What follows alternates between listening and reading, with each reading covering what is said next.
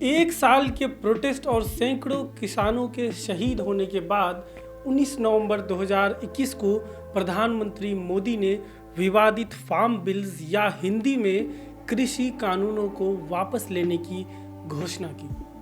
उन्होंने इसके लिए देश से माफ़ी भी मांगी। 2014 में प्रधानमंत्री की कुर्सी पर बैठने के बाद ये शायद पहला मौका था जब उन्होंने देश से माफ़ी मांगी। देश के किसान इसकी खुशी मना सकते हैं, लेकिन बिहार के किसान नहीं, क्योंकि बिहार में ये कृषि कानून पिछले 15 सालों से लागू है और बिहार की राजनीति में इसको लेकर जितना सन्नाटा है, लगता नहीं है कि आने वाले दिनों में भी बिहार से ये कृषि कानून हटेगा। आदाब, मेरा नाम है तंजील आसिफ। आज हम बिहार में लागू इसी कृषि कानून की बात करेंगे।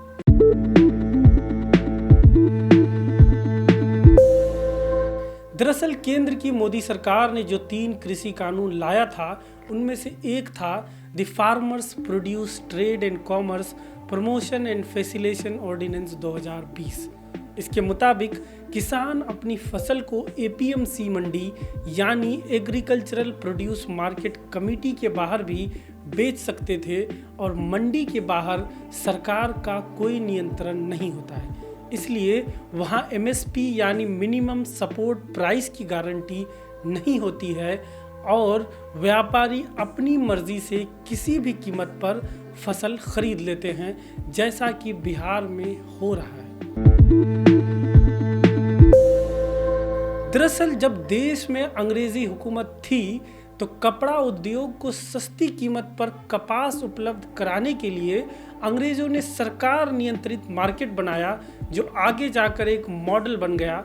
आज़ादी के बाद 70 और 80 के दशक में देश के तमाम राज्यों ने एपीएमसी एक्ट लागू कर दिया और एपीएमसी मंडियां खुलने लगी। किसान और व्यापारी इसी मंडी में जुटते, सरकार इन मंडियों में उत्पाद की कीमत तय करती और व्यापारियों को इसी कीमत पर कृषि उत्पाद खरीदना पड़ता। बिहार में भी ये हुआ, यहाँ भी एपीएमसी एक्ट लागू हुआ, मंडियाँ खुली।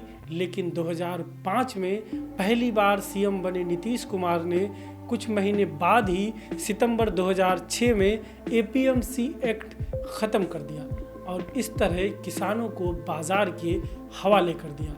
यानी कि जिस कृषि कानून के खिलाफ देश के किसानों ने 1 साल तक आंदोलन किया और वापस करवा लिया, उस कानून को नीतीश कुमार 1.5 दशक पहले ही जामा पहना चुके हैं।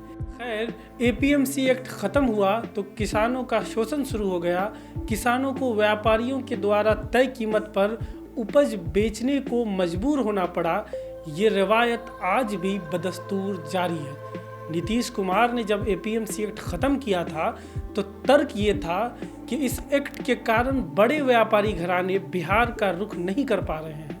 अगर ये एक्ट ख़त्म हो जाएगा तो वो यहाँ आएंगे और किसानों से ऊंचे दाम पर अनाज खरीदेंगे, लेकिन ऐसा नहीं हुआ। उल्टे इससे किसान बाजार के चंगुल में फंस गए। एपीएमसी एक्ट ख़त्म होने पर बाजार पर सरकार का कोई नियंत्रण नहीं रहा और व्यापारी बेलगाम हो गए। नतीजतन हुआ ये कि व्यापारी किसानों की फसल का कोड़ियों के भाव दाम लगाने लगे और किसान उसी कीमत पर अनाज बेचने पर मजबूर हो गए। आखिर वो मजबूर क्यों ना होते, उन्हें अनाज बेचकर अगली फसल के लिए पूंजी का इंतज़ाम करना है। दूसरा, उनके पास कोल्ड स्टोरेज की कोई सुविधा नहीं है कि वो अनाज को स्टोर रखते और दाम बढ़ने पर बेच देते। उदाहरण के तौर पर देखिए, मुजफ्फरपुर के किसान हैं अरविंद कुमार। अरविंद कुमार ने पिछले सीज़न में 1 क्विंटल धान उगाने में 1300 रुपये खर्च किया था, लेकिन जब धान बेचने की बारी आई तो व्यापारी 1100 रुपये प्रति क्विंटल के दर पर धान खरीदने को तैयार हुआ। अरविंद के पास स्टोरेज की व्यवस्था नहीं थी और पूंजी तुरंत चाहिए था, तो उन्होंने लागत से 200 रुपये कम पर ही धान बेच दिया।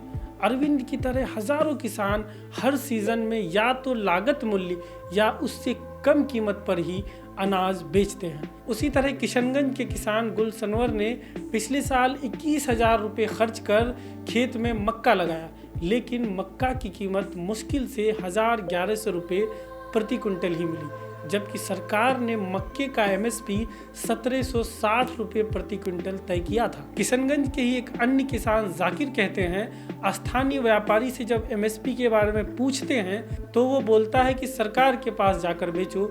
कहाँ बेचोगे, सरकारी मंडी भी तो होना चाहिए उसके लिए। हालांकि ऐसा नहीं है कि APMC एक्ट खत्म होने के बाद बिहार सरकार ने कोई कदम नहीं उठाया, लेकिन सरकार का रवैया बेहद उदासीन रहा। APMC एक्ट खत्म होने के बाद बिहार में पैक्स की व्यवस्था शुरू की गई। पैक्स को MSP पर किसानों से फसल खरीदने की जिम्मेदारी दी गई, लेकिन पैक्स सिस्टम एक फेल सिस्टम बनकर रह गया।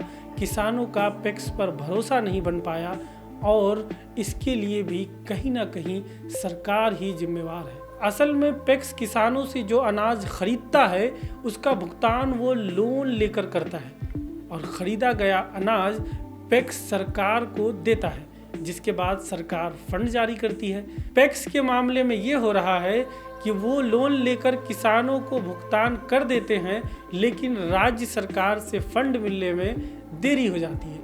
इसका परिणाम ये निकलता है कि पैक्स लोन लेकर किसानों को पैसा देने की जगह सरकार के फंड का इंतजार करते हैं। कई ऐसे पैक्स हैं जिनका कहना है कि सरकार पर उनका पिछली खरीद सीजन का पैसा अब तक बाकी है। क्योंकि पैक्स किसानों को अनाज का पैसा देर से देता है, इसलिए किसान सोचते हैं क्यों ना कुछ कम दाम पर व्यापारियों को अनाज बेच दिया जाए, क्योंकि व्यापारी भले ही पैसा कम देंगे लेकिन समय पर पैसा देंगे। यही वजह है कि बिहार के बहुत कम किसान MSP पर अपना अनाज बेच पाते हैं। सहकारिता विभाग के आंकड़ों के मुताबिक खरीफ सीजन 2020-21 में बिहार के महज 1.5 लाख किसान ही MSP पर धान की बिक्री कर पाए। इसके पहले खरीफ सीजन 2019-20 में सिर्फ 2,79,440 किसानों को धान का MSP मिल पाया था। गेहूं की बिक्री का आंकड़ा तो और हास्यास्पद है। रबी सीजन 2020-21 में केवल 980 किसान MSP पर गेहूं बेच पाए, जबकि बिहार में किसानों की संख्या 1 करोड़ से अधिक है। इन आंकड़ों से साफ जाहिर है कि APMC एक्ट के खत्म करने से किसानों को कोई फायदा नहीं हुआ है। अब जब प्रधानमंत्री मोदी ने माफी मांगकर कृषि कानून वापस ले लिए हैं, तो आखिर मुख्यमंत्री नीतीश कुमार अपने 2006 के फैसले को वापस क्यों नहीं ले सकते? उन्हें ये पता होना चाहिए कि इस एक्ट को ख़त्म करते वक्त उन्होंने किसानों को अच्छे दिनों का जो सब्ज़बाग दिखाया था वो किसानों की आंखों को चुभ रहा है। उन्हें देखना चाहिए कि APMC एक्ट ख़त्म होने के बाद किसानों की हालत रस्सी से बंधे उन बंदरों जैसी हो गई है, जिसकी डोर कुछ मुट्ठी भर लोगों के हाथों में चली गई है, जो अपनी डुगडुगी पर उन्हें नचा रहे हैं। एक आदमी रोटी बेलता है, एक आदमी रोटी खाता है, एक तीसरा आदमी भी है जो ना रोटी बेलता है ना रोटी खाता है, वो सिर्फ रोटी से खेलता है। मैं पूछता हूँ वो तीसरा आदमी कौन है? मेरे देश की संसद मौन है।